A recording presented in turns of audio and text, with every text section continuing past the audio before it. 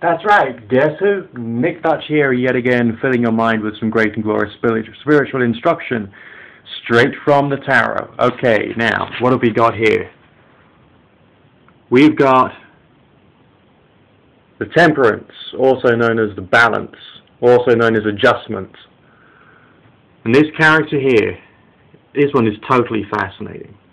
Firstly, it's a humanoid being. It's another angelic being, so there is a very spiritual message, a very divine message this character is trying to explain to us.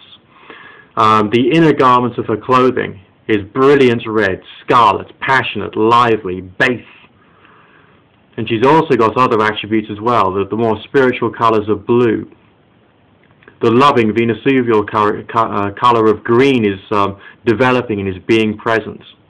And also the illustrious mercurial yellow, which is appearing as the vertical horizontal lines around her tunic and around her wrists. Now I've got to think closely about what she's trying to tell us. We've already spoken about the base drives being in the red. We've already spoken about love being in the green and spiritual being in the blue. And this is primarily a conflict between two extremes, which were personified, if you remember back earlier on, when the Magician card, with the red sphere and the blue sphere on both sides of his staff, the two extremes. And those two extremes are present here yet again. But also symbolizing that, we've got the two vessels, the two water or wine carrying vessels, which she's got, and she's getting the balance just right between the two different vessels there. Now, temperance does not mean abstinence. The Temperance Society did not want to wipe alcohol completely and utterly out of the world. They wanted to provide moderation. What is moderation? It's just the right quantity, not too much, not too little. You don't have to be a totally abstemious, you don't have to be a total glutton. But because this character has got wings, it's talking about people of a spiritual nature. Think about this. If you're watching this video not on an embedded player, but actually on YouTube, you've probably seen a few of the other religious discussions on YouTube, and essentially, you know what they're about, what they're trying to communicate. You've probably heard some rather extreme and fanatical interpretations of religious doctrine, religious ideas, and as such, you may well be getting rather brassed off with people who are either thinking differently than you, or who are talking about concepts which are a little extreme. The message of the Temperance card, which is probably why religious extremists hate the tarot, is going out directly to them. It's talking about a variety of spiritual balance, no extremism.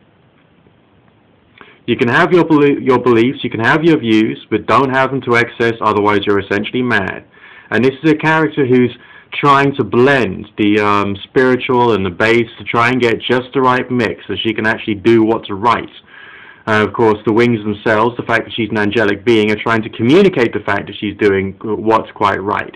Also, the flower in the bottom corner, that's actually larger and more mature than the other flowers we've seen in other images within the tarot. So this is actually a variety of mature point of view. And that mature point of view is essentially take it easy, play it cool, get the right emotions going, not the wrong emotions going. Try and see the world in a rational, clear, and intelligent light, rather than just through the dogmatism of religion. Don't necessarily just go and satisfy your base desires, but make sure that you can keep them controlled. But go and give yourself the right quantity and quality of pleasure once in a while. What was it I saw in a TV show a little while back? If you've got a wolf inside you, then try and control it, but once in a while let it out for a big fat meal. So there we go. That's what she's trying to tell us. If you got a wolf inside you, make sure that you treat it right. I'm sure you understand the American Indian story of the two wolves. A warrior says to the shaman, the priest, I had a dream last night and there were two wolves and they were fighting for eternity. One wolf was white, one wolf was black. And he says to the shaman, what does this dream mean? And the shaman says, well, the dark wolf is talking about your base nature, or your anger, your hatred, your resentment, your bitterness. And the white wolf is talking about your better aspects such as peace, tolerance, understanding, love, compassion, respect for your fellow man. And these wolves are inside you, and they are fighting throughout the whole of eternity. And the warrior brave says to the shaman, tell me, which one of these two wolves will win the fight?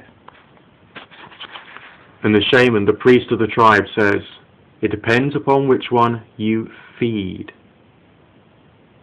So this character is feeding the mouths of the various different vessels with different quantities of the fluid, and the fluid itself is representing quantities and qualities of attention, perception and understanding or use of those ideas. And she's trying to get it just right. This is an expression of the story of the two wolves in the Native American Indian tradition, but expressed for the Western mind in a religious style image. Mind-blowing.